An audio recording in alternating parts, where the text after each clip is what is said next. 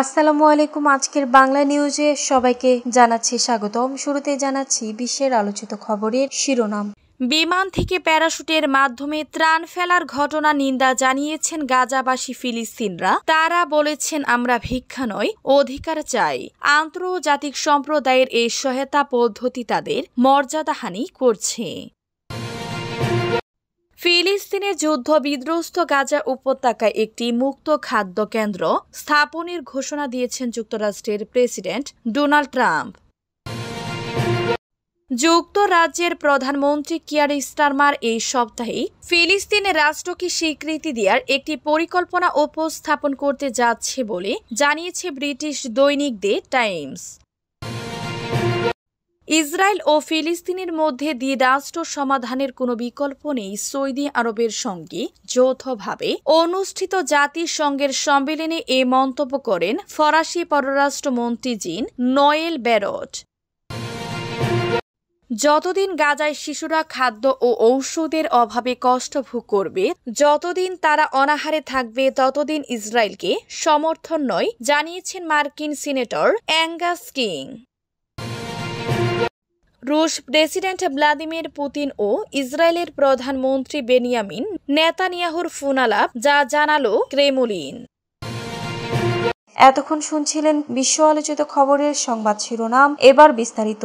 আমাদের খবরটি যদি ভালো লেগে থাকে অবশ্যই লাইক, কমেন্ট, শেয়ার করতে ভুলবেন না। আমরা ভিক্ষা নয়, অধিকার চাই। বিমান থেকে প্যারাশুটের মাধ্যমে ত্রাণ ফেলার ঘটনা নিন্দা জানিয়েছেন গাজাবাসী ফিলিস্তিনরা। তারা বলেছেন, আন্তর্জাতিক সম্প্রদায়ের এই সহায়তা পদ্ধতি তাদের মর্যাদাহানি করছে। গাজায় আকাশ থেকে ত্রাণ ফেলার প্রসঙ্গে স্থানীয় বাসিন্দা আহমেদ ফায়াত ক্ষোভ প্রকাশ করে বলেন, আমরা কুকুর নয় যে খাবারের জন্য আকাশের দিকে তাকিয়ে থাকব বা এক টুকরো রুটির জন্য লড়াই করব। আমরা মানুষের মতো মর্যাদার সাথে বাঁচার অধিকার চাই। অন্য একজন ফিলিস্তিন মা, যিনি 3 দিন ধরে তার পরিবারের জন্য খাদ্য সংগ্রহ করতে ব্যর্থ হয়েছেন, বলেন, আমার শিশু ক্ষুধায় কাঁদে আর আমাকে এ অপমান সহ্য করতে হয়। সাহায্য নয়, আমাদের ন্যায্য অধিকার চাই। বিমান থেকে ফেলা বেশিরভাগ সহায়তা সমুদ্র বা যুদ্ধ বিধ্বস্ত এলাকায় পড়ছে, যার সংগ্রহ করা বিপজ্জনক। এছাড়া অনেক সময় সহায়তার প্যাকেট মাটিতে পড়ে ভেঙে নষ্ট হয়ে যাচ্ছে। গাজায় মুক্ত খাদ্য কেন্দ্র খোলার ঘোষণা দিলেন ট্রাম্প। ফিলিস্তিনের যুদ্ধ বিধ্বস্ত গাজা উপত্যকায় একটি মুক্ত খাদ্য কেন্দ্র স্থাপনের ঘোষণা দিয়েছেন যুক্তরাষ্ট্রের প্রেসিডেন্ট ডোনাল্ড ট্রাম্প। তিনি জানিয়েছেন, এই কেন্দ্র নির্মাণ, পরিচালনা ও খাদ্য বিতরণের দায়িত্বে সরাসরি থাকবে যুক্তরাষ্ট্র। সোমবার স্কটল্যান্ডে যুক্তরাজ্যের প্রধানমন্ত্রী কিয়ার স্টারমারের সঙ্গে এক বৈঠকে মিলিত হন ট্রাম্প। সেখানেই সাংবাদিকদের প্রশ্নের জবাবে তিনি বলেন, আমরা খুব শীঘ্রই গাজায় খাদ্য কেন্দ্র খুলতে যাচ্ছি। এই কেন্দ্রটি নির্মাণ, তত্ত্বাবধান এবং গাজার বাসিন্দাদের মধ্যে খাদ্য বিতরণের পুরো ব্যাপারটি দেখভাল করবে যুক্তরাষ্ট্র। এটি একটি মুক্ত খাদ্য কেন্দ্র হবে। গাজার লোকজন যখন খুশি সেখান থেকে প্রয়োজনীয় খাবার নিয়ে যেতে পারবেন, কোনো বাধা থাকবে না। ট্রাম্প জানান, গাজায় খাদ্য সহায়তা হিসেবে প্রাথমিকভাবে $6 কোটি বরাদ্দ করেছে যুক্তরাষ্ট্র। এই সপ্তাহে ফিলিস্তিনকে স্বীকৃতি দেওয়ার পরিকল্পনা স্টারমারের। যুক্তরাজ্যের প্রধানমন্ত্রী কিয়ার স্টারমার এই সপ্তাহে ফিলিস্তিন রাষ্ট্রকে স্বীকৃতি দেওয়ার একটি পরিকল্পনা উপস্থাপন করতে যাচ্ছেন বলে জানিয়েছে ব্রিটিশ দৈনিক দ্য টাইমস। খবরে বলা হয়েছে, ক্ষমতাসীন লেবার পার্টির ভিতরে ক্রমবর্ধমান চাপের মুখে স্টারমার এই পদক্ষেপ নিচ্ছেন। টাইমস জানায়, অন্তত 7 জন মন্ত্রিসভার সদস্য প্রধানমন্ত্রীকে চাপ দিচ্ছেন যেন তিনি ফিলিস্তিনকে স্বীকৃতি দিয়ে নির্বাচনী ইস্তেহারের প্রতিশ্রুতি পূরণ করেন। যদিও ইস্তেহারে কোনো নির্দিষ্ট সময়সীমা উল্লেখ করা হয়নি। লেবার পার্টি 2024 সালের জুলাই সাধারণ নির্বাচনে বিজয়ী হয়ে ক্ষমতায় ফিরে এই প্রতিশ্রুতি দিয়েছে। টাইমস আরও জানায়, লেবার পার্টির প্রায় 130 জন ব্যাকবেঞ্চ এমপি, অর্থাৎ সংসদীয় দলের প্রায় 1/3 ফিলিস্তিন রাষ্ট্রের স্বীকৃতি চেয়ে দাবি তুলেছেন। একজন প্রধান প্রধানমন্ত্রীর মুখপাত্রের উদ্ধৃতি দিয়ে পত্রিকাটি জানায়, স্টারমার এই মুহূর্তে ইউরোপীয় নেতাদের সঙ্গে এমন এক পরিকল্পনা ভাগাভাগি করেছেন যা দীর্ঘস্থায়ী শান্তি প্রতিষ্ঠার উদ্দেশ্যে তৈরি এবং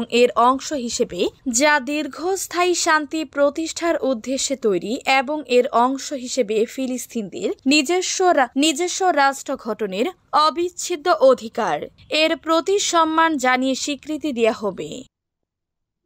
ফিলিস্তিনি দ্বিরাষ্ট্র সমাধানের বিকল্প নেই জানিয়েছেন ফ্রান্স। ইসরায়েল ও ফিলিস্তিনের মধ্যে দ্বিরাষ্ট্র সমাধানের কোনো বিকল্প নেই। সোমবার 28 জুলাই সৌদি আরবের সঙ্গে যৌথভাবে অনুষ্ঠিত জাতিসংঘের সম্মেলনে এ মন্তব্য করেন ফরাসি পররাষ্ট্রমন্ত্রী জিন নয়েল ব্যারট খবর এনডিটিভির। 3 দিনের এই বৈঠকের শুরুতে জিন নয়েল ব্যারট বলেন, কেবল একটি রাজনৈতিক দ্বিরাষ্ট্র ভিত্তিক সমাধানই ইসরায়েলি ও ফিলিস্তিনদের শান্তি ও নিরাপত্তায় বসবাসের বৈধ আকাঙ্ক্ষা পূরণে সহায়তা করবে, এর কোনো বিকল্প নেই। সম্মেলনের কয়েকদিন আগে ফরাসি প্রেসিডেন্ট ইমানুয়েল মাখোঁ সেপ্টেম্বরে আনুষ্ঠানিকভাবে ফিলিস্তিনি রাষ্ট্র গঠনের জন্য আন্তর্জাতিক শক্তি গঠনের আহ্বান জানান। তিনি বিশ্বকে ফিলিস্তিন রাষ্ট্র হিসেবে স্বীকৃতি দেওয়ার আহ্বান জানান। একই সঙ্গে তিনি হামাসকে গাজা উপত্যকা নিয়ন্ত্রণ এবং তাদের অস্ত্র সমর্পণের দাবি জানান। ফ্রান্স আশা করছে যুক্তরাষ্ট্র তার পদক্ষেপ অনুসরণ করবে। গত শুক্রবার 200 জনেরও বেশি ব্রিটিশ সংসদ সদস্য এই ধারণার প্রতি সমর্থন জানিয়েছেন এবং প্রধানমন্ত্রী কিয়ার স্টারমার বলেছেন, ফিলিস্তিনি রাষ্ট্রের স্বীকৃতি একটি বৃহত্তর পরিকল্পনার অংশ হতে হবে। যতদিন গাজার শিশুরা অনাহারে থাকবে ততদিন ইসরায়েলকে সমর্থন নয়।